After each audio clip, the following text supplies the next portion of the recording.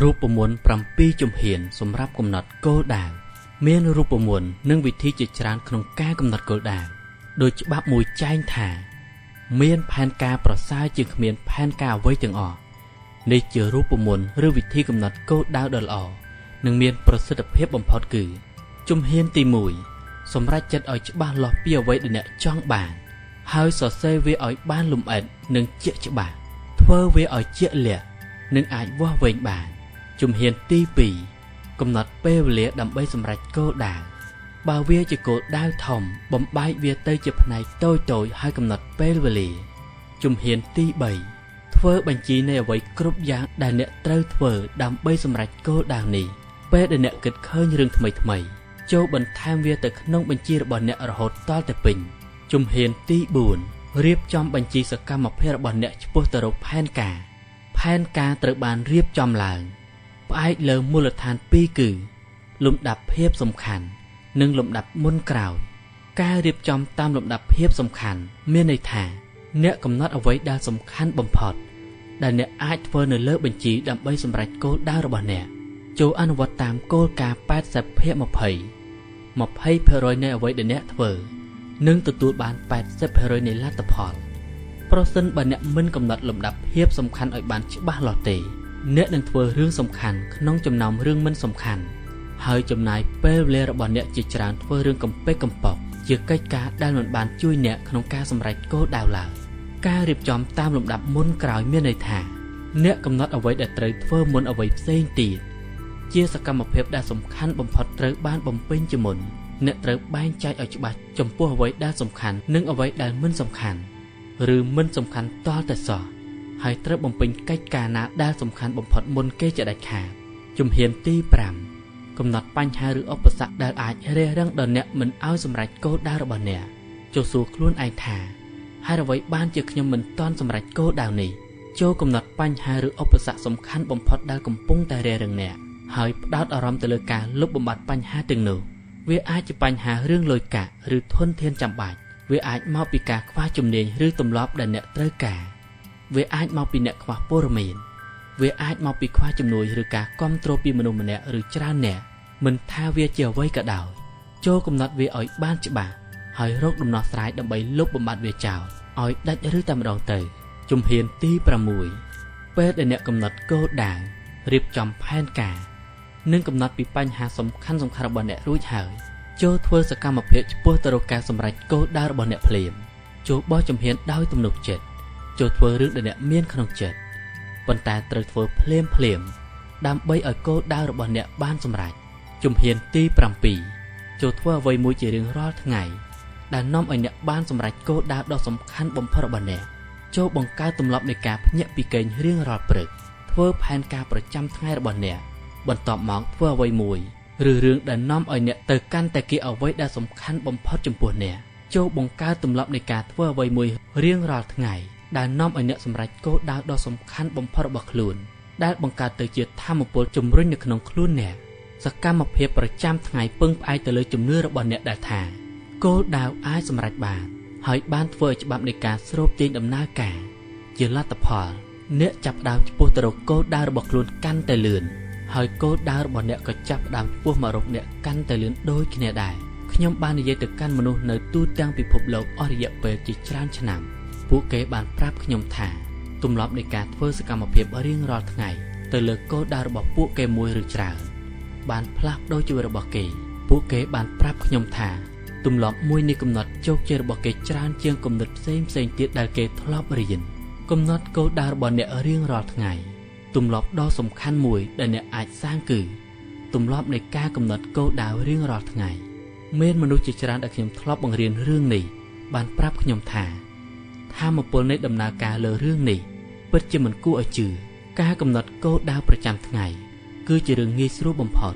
យកសៀវភៅមកសរសេរពីគោលដៅរបស់អ្នកហើយព្យាយាមយកវាតាមខ្លួនជានិច្ចនៅរៀងរាល់ព្រឹកមុននឹងអ្នកចាប់ផ្ដើម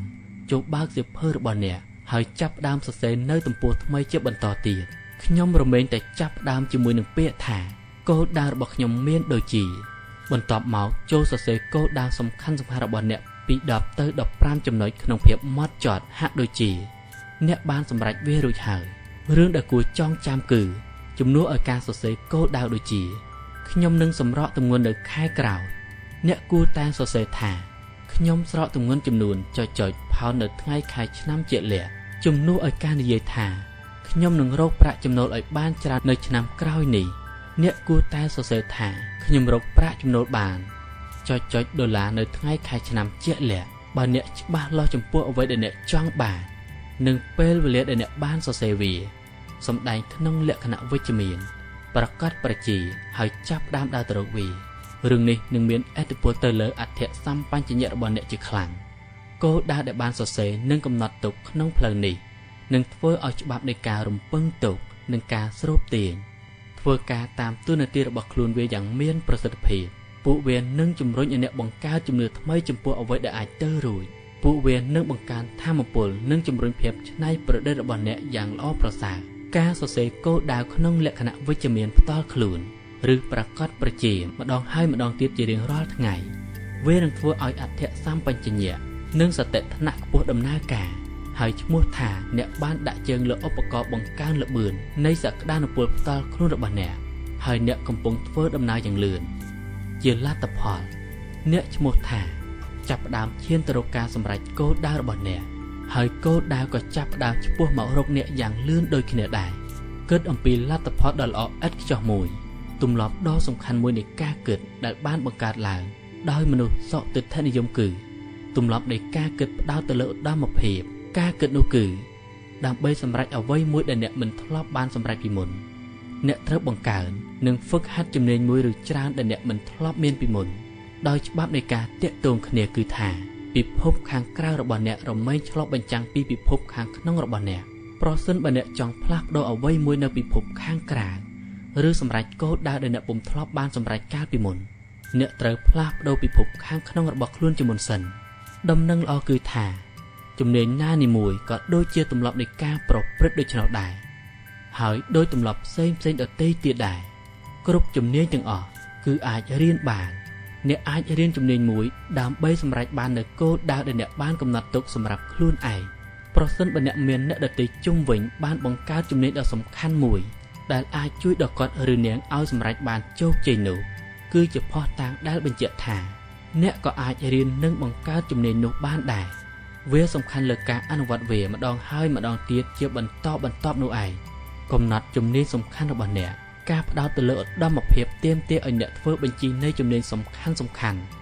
ដែលជាបច្ច័យសំខាន់ដើម្បីជោគជ័យនៅក្នុងផ្នែករបស់អ្នកនោះគឺមានត្រឹមតែ5ទៅ7ជំនាញសំខាន់ប៉ុណ្ណោះដែលកំណត់ពីជោគជ័យការងារចម្បងរបស់អ្នកគឺកំណត់ពីជំនាញសំខាន់ទាំងនេះហើយសរសេរវាទុក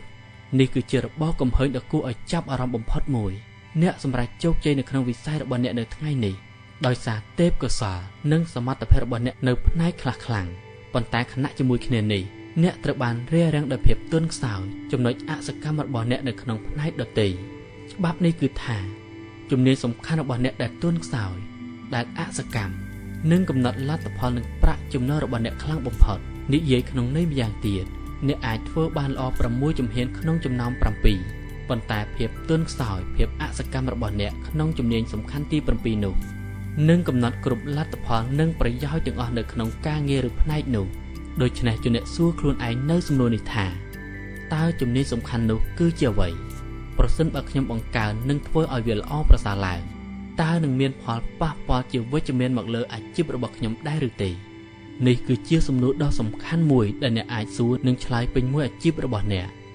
ត្រូវបង្កើតទម្លាប់នៃការកំណត់និងបន្ថែមប្រសិទ្ធភាពទៅលើជំនាញសំខាន់របស់អ្នកដែលទន់ខ្សោយដែលអសកម្មការធ្វើឲ្យអ្នកមានសមត្ថភាពក្នុងផ្នែកនេះនឹងមានផលប៉ះពាល់យ៉ាងខ្លាំងនិងច្រើនបំផុតមកលើលទ្ធផលរបស់អ្នកជាងអ្វីផ្សេងដទៃទៀតដែលអ្នកអាចធ្វើប្រសិនបើអ្នកមិនដឹងចម្លើយចំពោះសំណួរនេះទេមានមនុស្សជាច្រើនមិនបានដឹងចូលទៅរកចវាយឬមិត្តរួមការងាររបស់អ្នកហើយសួរពួកគេថាតើជំនាញសំខាន់មួយនោះជាអ្វីប្រសិនបើខ្ញុំបង្កើតនិងធ្វើឲ្យវាល្អប្រសើរឡើងតើវានឹងជួយខ្ញុំក្នុងការធ្វើការងាររបស់ខ្ញុំដែរឬទេការជ្រើសរើសជំហានពេលខ្លះខ្ញុំសួរទស្សនិកជនថាប្រសិនបើមានក្មេងមួយក្រុមកំពុងដើរថាតើក្មេងមួយណាដែលកំណត់និងបន្ថយល្បឿននៃក្រុមទាំងមូលជាទូទៅពួកគេរមែងឆ្លើយថាក្មេងដែលដើរយឺតជាងគេក្មេងដែលដើរយឺតជាងគេ គឺជាជំនាញសំខាន់របស់អ្នកដែលទន់ខ្សោយដែលអសកម្មនិងជាជំនាញដែលត្រូវបន្ថែមប្រសិទ្ធភាពវាកំណត់ល្បឿនដែលអ្នកត្រូវរីកចម្រើននៅក្នុងអាជីពរបស់អ្នកហើយកំណត់ពីកម្ពស់ដែលអ្នកនឹងទៅដល់ហើយនេះជាចំណុចដ៏សំខាន់មួយទៀតអ្នករមែងទន់ខ្សោយនៅក្នុងផ្នែកដែលអ្នកមិនចូលចិត្តឬពេញចិត្តជានិច្ចប៉ុន្តែមូលហេតុដែលអ្នកមិនចូលចិត្តឬពេញចិត្តផ្នែកនោះដោយសារអ្នកមិនទាន់មានជំនាញក្នុងផ្នែកនោះនៅឡើយពេលដែលអ្នកសរសេរវាធ្វើផែនការនិងបង្កើនជំនាញក្នុងផ្នែកនោះអ្នកនឹងចូលចិត្តនិងពេញចិត្តធ្វើក្នុងផ្នែកនោះមិនខានតាមពិតនោះគឺអ្នកគ្រាន់តែទន់ខ្សោយលើជំនាញបង្កើតផលិតកម្មលទ្ធផលនិងប្រាក់ចំណូលរបស់អ្នកប៉ុណ្ណោះភាពខ្វះចន្លោះនៃជំនាញដ៏សំខាន់មួយដែលអ្នកកំពុងទន់ខ្សោយក្នុងបច្ចុប្បន្នវាអាចទៅរួចសម្រាប់អ្នកក្នុងការប្រើជំនាញដទៃទៀតឲ្យបានពេញទំហឹងនិងសម្រេចជោគជ័យជាច្រើននៅក្នុងការងាររបស់អ្នកច្រើនជាងការដែលអ្នកធ្លាប់គិតហើយកុំភ្លេចថាអ្នកក៏អាចរៀនបន្ថែមប្រសិទ្ធភាពលើវាបានដែរប៉ុន្តែអ្នកត្រូវដឹងឲ្យប្រកបថាតើជំនាញសំខាន់នោះគឺជាអ្វីចូលសម្រេចចិត្តនៅថ្ងៃនេះដើម្បីបង្កើតទម្លាប់នៃការផ្ដោតចិត្តទៅលើឧត្តមភាពតាំងចិត្តចូលរួមធ្វើជាកំពូលមនុស្ស 10% នៅក្នុងវិស័យរបស់អ្នកស្វែងរកអ្វីដែលអ្នកត្រូវធ្វើហើយអ្នកត្រូវរកប្រាក់ចំណូលប៉ុន្មានដើម្បីធ្វើជាកំពូលមនុស្ស 10% បានកំណត់វាជាគោលដៅធ្វើផែនការហើយធ្វើតាមផែនការរបស់អ្នកដើម្បីបង្កើតជំនាញសំខាន់បំផុតដែលអ្នកត្រូវការជារៀងរាល់ថ្ងៃមិនយូរប៉ុន្មានអ្នកនឹងភ្ញាក់ផ្អើលដែលថាជីវិតរបស់អ្នកបានផ្លាស់ប្ដូរល្អប្រសើរជាងមុន